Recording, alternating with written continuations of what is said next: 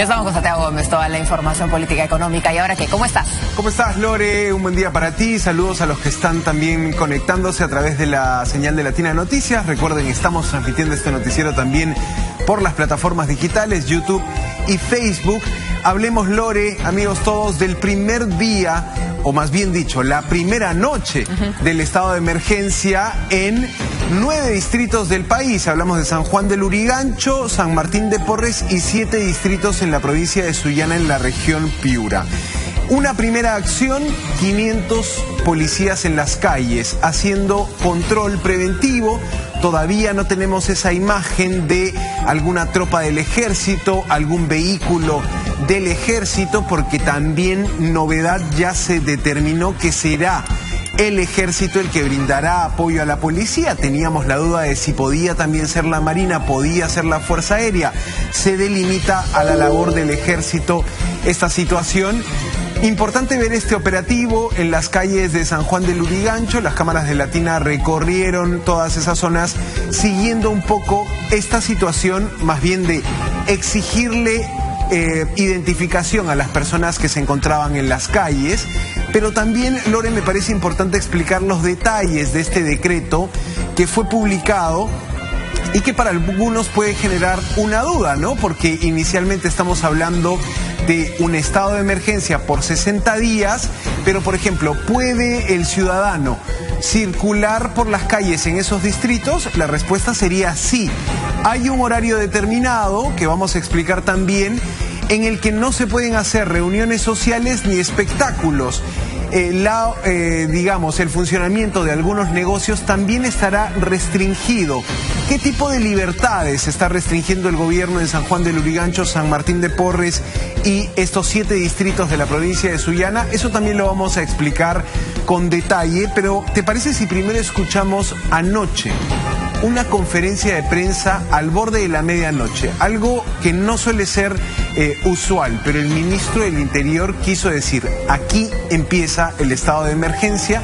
Estaba con el comandante general de la policía y lo que dijo fue que efectivamente la nueva modalidad de empezar a explotar o hacer estallar, en este caso granadas, en San Juan del Lurigancho, fue lo que el gobierno tomó como la gota que derramó el vaso de la inseguridad, ¿no? Y dijo que serán implacables. Vamos a escuchar al ministro del Interior, Vicente Romero, anoche en conferencia de prensa, iniciando también esta serie de operativos policiales.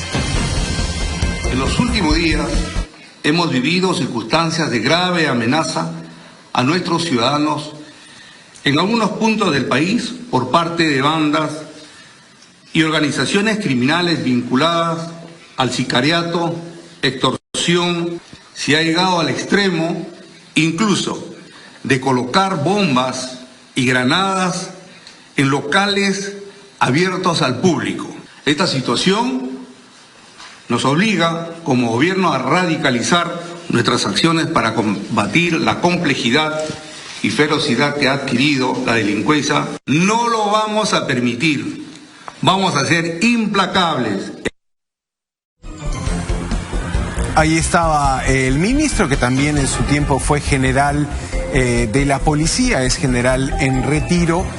Con esta conferencia de prensa iniciaba la serie de operativos, sobre todo el de San Juan del Lurigancho, que movilizó a 500 hombres, y lo que tenemos, Lore, es, los primeros momentos de un plan que ya se anunció, que ya es norma, pero del que todavía no vemos resultados, y los alcaldes habían puesto énfasis en eso. Vamos midiendo cómo vamos bajando sobre todo la tasa más grave, la tasa de homicidios, las muertes violentas que se han producido en esos distritos, ¿no? Se concentró también la labor policial en el tema de las extorsiones. Esta es la modalidad que está afectando al pequeño comerciante, al bodeguero, al que tiene su emprendimiento gastronómico, su restaurante chico, mediano o grande. La facilidad que te da el WhatsApp de un delincuente escribiéndote, incluso con celulares ubicados o con números ubicados en el extranjero. El caso de nuestra compañera Lourdes Tupac, que nos mostraba a una empresaria del rubro gastronómico recibiendo mensajes extorsivos desde Colombia, ¿no? Una situación tremenda, pero ayer En esta conferencia de prensa, el ministro le pide un reporte a uno de los coroneles de la policía y efectivamente otro caso de extorsión y amenaza con granada, una licorería. Le estaban pidiendo 3.000 soles al dueño de una licorería para no reventarle el negocio. Cayeron allí dos sujetos, un peruano y un venezolano, uno de ellos menor de edad. Ojo con eso, habla este coronel de la policía, habla también el general Arriola, que cuenta de la detención de sicarios. Está enfocándose esta estrategia en atacar la extorsión, pero también en detener a personas que cometen crímenes por encargo. Vamos a escuchar esta intervención del coronel, que justo anoche reportaba otro caso más de extorsión. A las 4 de la tarde aproximadamente, en el distrito San Juan del Urigancho, en una licorería donde dos sujetos, uno de nacionalidad peruana de 21 años y el otro de 17 años de nacionalidad venezolana, pretendían extorsionar a un comerciante de esta licorería. Venían recibiendo llamadas telefónicas extorsivas, amenazándolo de que tenía que pagar 3.000 soles, en caso contrario iban a atentar contra su vida. Una granada defensiva con las mismas características de las granadas que han hecho explotar en los últimos 5 días. En los últimos días se han capturado 8 sicarios, nada menos que la Dirección de Investigación Criminal, 8 sicarios que han cometido 10 actos de sicariato, o sea, 10 asesinatos. Ajá, este era este momento, te decía, del reporte en la conferencia de prensa. Después el general Arriola se trasladaba hasta la puerta de esta licorería. Como esta licorería podemos hablar de innumerables negocios, Lore, pizzerías, lugares donde se vende comida como hamburguesas o sándwiches, hasta puestos ambulantes en puntos neurálgicos de San Juan del Urigancho, terminan siendo extorsionados y es ese delito el que se quiere combatir. En la conferencia, esta mañana, otra conferencia de prensa, el general Flores decía que ya tenían identificadas a 4 bandas en San Juan del Urigancho, pero con armas. Es decir, bandas armadas, organizadas, que operan en ese distrito. La idea sería que se desarticulen estas bandas, que estos 60 días del estado de emergencia permita acabar con esa situación, ¿no? Con estas 4 bandas que describía hoy el general Flores. Pero te digo, son los primeros momentos del estado de emergencia, todavía no estamos viendo un despliegue del ejército, eso es lo que está Es que según nos explicaba Carla Tencio, que estaba en un enlace más temprano, le había precisado a la policía que solo saldrían para labores puntuales. Si la policía lo requiere para una, no sé, misión particular de búsqueda o captura, es que iría el ejército, pero no es que lo vamos a ver patrullando, lo cual es un cambio de lo que planteaban los alcaldes, que más querían una militarización de distintas zonas. También es interesante ver qué va a pasar en Sullana. Tenemos a Julián Rivera esperando en Sullana la llegada del ministro del Interior y de nuestro presidente encargado, ¿no? Digamos, en este caso el primer Otárola, que va a ir también hasta Sullana, porque allí también se ha decretado ese estado de emergencia con las características propias de la zona, donde no solamente es la extorsión, el sicariato, sino el tema de frontera. Tal cual, ahí hay una situación compleja también en el norte del país. Hoy la presidenta Dina Boluarte se refiere al tema del estado de emergencia. ¿Cómo habló del Perú? Claro, habló... Cambió de opinión. Ya en Nueva York que... ahora ya habla el Perú. No, sí, habló, se refirió al tema del estado de emergencia. Porque la otra vez se molestó y dijo que no le pregunten cosas del Perú cuando ella está en el extranjero, ¿te acuerdas? Ahora ya parece que ya... Ayer dio una declaración ofuscada, pero en este caso... Pero igual hoy día estuvo también de mal humor, creo. Sí, tuvo un encuentro allí con periodistas y lo que dijo es, intentaba describir la presidenta cómo iba a funcionar el desplazamiento de militares. Y decía textualmente, si es que la policía decide cerrar una cuadra, si es que la policía decide, digamos, tener un operativo en algún lugar, el ejército permitirá hacer, digamos, esa primera línea, ¿no? Esta era la explicación que daba la presidenta. Tampoco es que quedaba muy claro cuál va a ser o cuándo van a ver los ciudadanos militares en las calles, pero intentaba dar su apoyo a esta medida que se criticó, si quieres, desde un poco el análisis de la seguridad ciudadana, el ejército qué puede hacer, pero que entiendo que la ciudadanía, y es obvio, recibe con expectativa este impulso, digamos, para combatir a la delincuencia. Y también hacía le habían hecho la pregunta respecto a, ella dice que no están improvisando, le preguntaban si este no era un plan improvisado, o sea, la gente quiere estado de emergencia, entonces yo declaro estado de emergencia y solamente lo declaro en algunos distritos. Justamente nuestra pregunta del día está orientada a si consideran que son más de los distritos que deberían sumarse a esta declaratoria de estado de emergencia. Y ella decía, no estamos improvisando, en realidad nosotros lo hemos pensado bien, esta es una situación que ameritaba esa respuesta drástica por parte del Estado, y que en el pasado los estados de emergencia no hayan dado frutos no significa que ahora no lo van a hacer, y por eso van a tener reportes cada 30 días, decía ella, idealmente, de lo que se va logrando. Sí, tal cual. Era la reacción de la presidenta desde Nueva York. Al cierre del bloque te cuento un poco cómo está la agenda para hoy de Dina Boluarte, que culmina su participación en el Foro de Naciones Unidas, en la Asamblea General.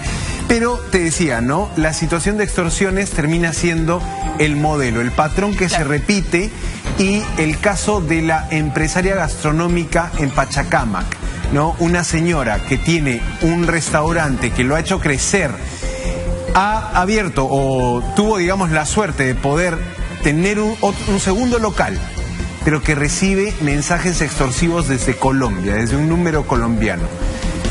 No acepta pagar la extorsión que le piden, no acepta pagar el dinero que le exigen los delincuentes, y en medio de la noche un auto pasa y deja debajo de una minivan en la puerta de su casa un explosivo. Vamos a escuchar la declaración de esta empresaria gastronómica, porque como este caso, muchos otros casos en Lima, no necesariamente en las zonas donde se ha decretado estado de emergencia. Esto ocurre en Pachacámac. Allí no ha habido, digamos, un refuerzo policial, y te digo, hay ciudadanos de Pachacámac que hoy están marchando por la frente seguridad. al Congreso en estos momentos. Exactamente. Vamos a escuchar a esta empresaria entrevistada por nuestra compañera Lourdes Tupac Yupanqui.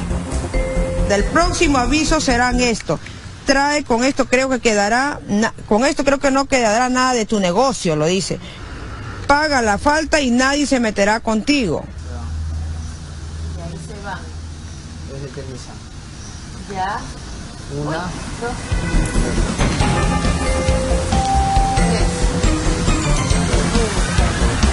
Claro, ahí ese es el momento en el que dejan el explosivo, se va el carro y estalla. El rancho de Pachacámac, 27 años de trabajo, y le doy gracias a Dios, cada vez fuimos creciendo más, primero con uno y luego ya con esto. Claro, esta empresaria toma el camino de salir a dar la cara. Dice, no me tapen la cara, quiero dar la cara. Quiero contar de que no voy a pagar, no quiero ceder ante la extorsión. Y la verdad es que resulta también un consejo, una sugerencia, una forma de actuar para todo aquel microempresario que nos esté escuchando, para todo aquel emprendedor que nos esté escuchando. Por supuesto que la extorsión, la foto de tu negocio, la foto de una granada o hasta la foto de un familiar genera temor y pánico. Pero el camino de ceder ante esa extorsión, de hacer un primer pago o un primer depósito, inicia toda una bola de nieve del delito, inicia toda una cadena de más pedidos extorsivos, y lo que se pide, digamos, en la medida de lo posible, en la medida, digamos, de cómo estamos viendo que, en este caso, esta empresaria está decidiendo no pagar, con la lamentable consecuencia de que le revienten un explosivo, pero el camino puede ser ese, no ceder ante el temor, digamos, ¿no?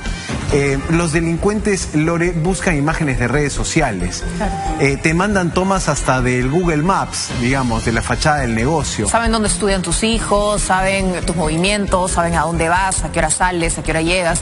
El problema es que, lógico, lo ideal es no ceder ante todas estas formas de chantaje, de extorsión. Tú bien dices, es una bola de nieve, un círculo vicioso del que nunca vas a salir, vas a tener que pagar para siempre. El tema es que el Estado tiene que estar a la altura de las circunstancias, porque la policía, yo insisto, la policía va y captura, lo vemos todo el tiempo, haciendo operativos, capturando, desarticulando bandas, del gota a gota, de las extorsiones, pero luego nos entrampamos en un sistema de justicia ineficiente, en un sistema de justicia donde el fiscal le faltan pruebas, no llegan a tiempo, tiempo, un juez que determina que no hay suficientes elementos, que ser ratero o ser extorsionador es un trabajo de garantía, que tienes un domicilio conocido y te mandan a tu casa a comparecencia. Entonces, ¿cómo no tener temor, yo como ciudadano extorsionado, que van a venir a cobrársela por haberlos denunciado?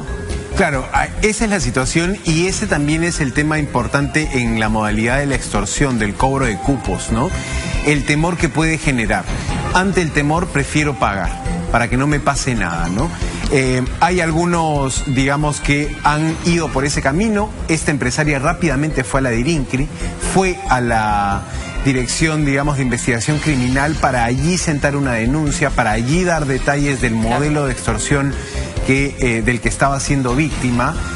Finalmente, en la medianoche, un vehículo aparece, deja un explosivo, una carga menor, digamos, un explosivo que hizo más ruido, pero que generó un temor, generó un pánico ahí entre los vecinos.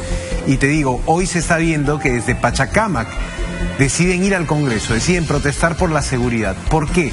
Porque es también Pachacamac un polo gastronómico, porque es un lugar de mucho emprendimiento, de mucho pequeño y mediano empresario que está buscando ofrecer servicios, restaurantes, cafeterías, ventas de pan a la leña, en fin.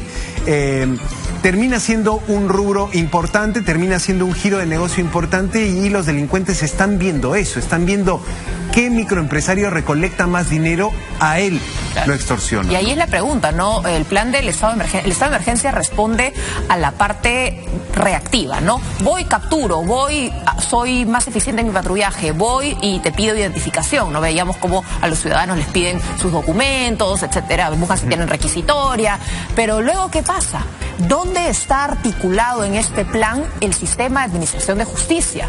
Los fiscales están más activos, hemos activado más fiscalías, más juzgados de flagrancia, tenemos a los jueces trabajando 24/7 para que estos delincuentes no regresen a la cárcel, tenemos todo un sistema de administración que va a funcionar y llevándolo con las distancias del caso, pero trayendo a mención el plan Bukele, que tantas veces lo mencionan acá en el país.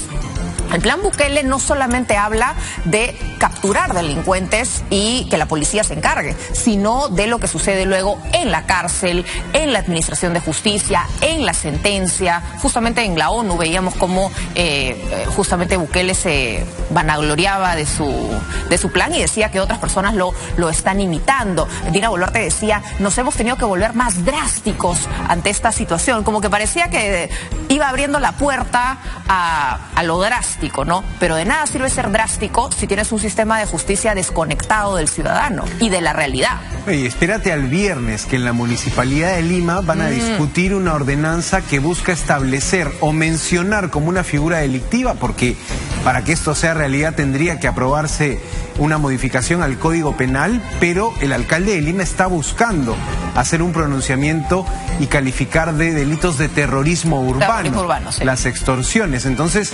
de alguna manera estamos viendo esta situación de que desde las autoridades se está valorando de manera distinta el problema de la seguridad ciudadana. Y lo decía, pero ¿hasta qué punto, no? Y lo decía, justo decíamos, bueno, el alcalde de Lima tiene presencia en el Congreso y justamente revisaba en redes sociales al congresista Muñante, que decía, acogemos este pedido de el alcalde de Lima, Rafael López Aliaga, y lo tendremos como prioridad. Hablar de terrorismo urbano, hacer esta modificación. Recordemos que hay un pleno temático, pleno de seguridad en el Congreso de la República, donde todas estas iniciativas, más allá de las facultades legislativas planteadas por el Ejecutivo, se empezarían a ver, ¿no? Sí, y hoy se tendría que aprobar, digamos, finalmente esta delegación, esta sesión de facultades del Congreso al gobierno central, Lorena. Vamos a ver qué pasa. Finalmente, si se declara como terrorismo urbano esta situación con las extorsiones, como ha ocurrido en Ecuador, por ejemplo, sin irnos muy lejos, ¿no? Aunque, como bien nos contaba Rolando, con estado de emergencia, con terrorismo urbano declarado, con todos los militares patrullando en las calles, mataron a un candidato presidencial. Tal cual. Tal cual, no es lo mismo el caso de Ecuador, el caso de El Salvador y el caso de Perú, ¿no? Bueno, tenemos nuestra respuesta a la pregunta que planteamos a través de nuestro QR sobre los estados de emergencia, si más distritos deberían sumarse. Sí, bueno, la respuesta rotunda de las personas que vieron el noticiero, 97% dice sí, 3% dice no. ¿Pueden comentarnos también qué distritos creen que están en una situación grave de emergencia para que, digamos, puedan participar, seguir la discusión, comentar durante este programa?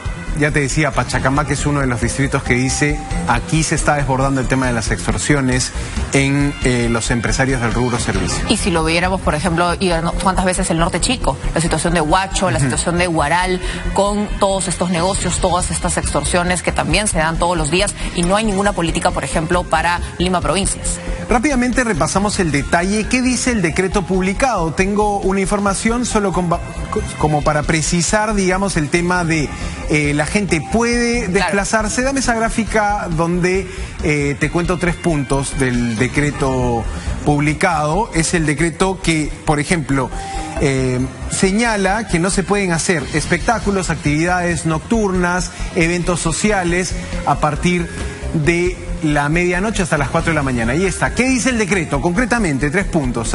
San Juan de Lurigancho, San Martín de Porres y 7 distritos de Sullana, los espacios territoriales en el país donde rige este estado de emergencia. No espectáculos entre las 12 de la medianoche y las 4 de la mañana. Ojo, no dice expresamente orden de inamovilidad. Claro, no dice toque de queda, pero es una manera de entenderlo. Claro. Sino la reunión está prohibida, digamos. Sí, se levantan algunos derechos. Se levanta el derecho al libre tránsito, a la reunión. La policía podría ingresar a tu domicilio sin orden de juez. Si la música está alta, digamos. Exacto. Como en pandemia. Si hay una sospecha, digamos, de que puede haber un delito. 60 días de vigencia.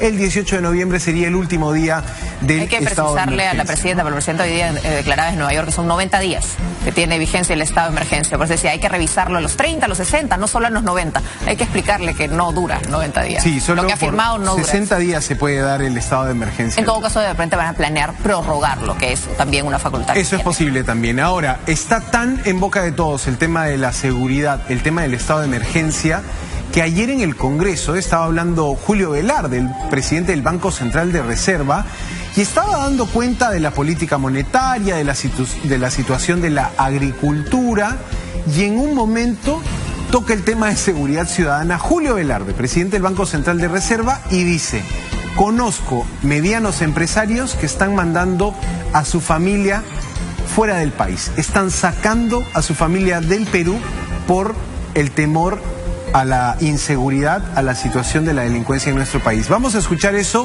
y después te cuento qué dijo Julio Velarde sobre la crisis del agro en el Perú. Mencionó algunos congresistas con una inseguridad. Eso está viendo de una forma creciente. Conozco varios empresarios, incluso medianos, que están sacando a su familia fuera del país por temor. Y no son grandes empresarios, son medianos, pequeños empresarios un poco grandes, no tan pequeños tampoco, pero están mandando a su familia afuera completamente. Y eso obviamente invierten menos, obviamente tienen mayor preocupación con el futuro. Están sacando a su familia fuera del país, están mandando a su familia afuera completamente. Ahí estaba la declaración de Julio Velarde, presidente del Banco Central de Reserva, que hizo noticia, no necesariamente por este comentario, me parecía relevante también ver cómo el tema de la seguridad toca y a lo otras decía, autoridades. justo conversábamos con Jorge González Izquierdo y hablamos de los jóvenes que se fueron, los 400.000 peruanos que dejaron el Perú y no regresaron, y él hablaba de la descapitalización del país, descapitalización que decía, nada tiene que ver con los dólares que se han mudado a Miami, estamos hablando de todo ese talento, de toda esa juventud que dice, yo no voy a vivir en el Perú, yo no me siento seguro en el Perú, yo me voy a ir a hacer lo que sea afuera, porque acá se vuelve invivible.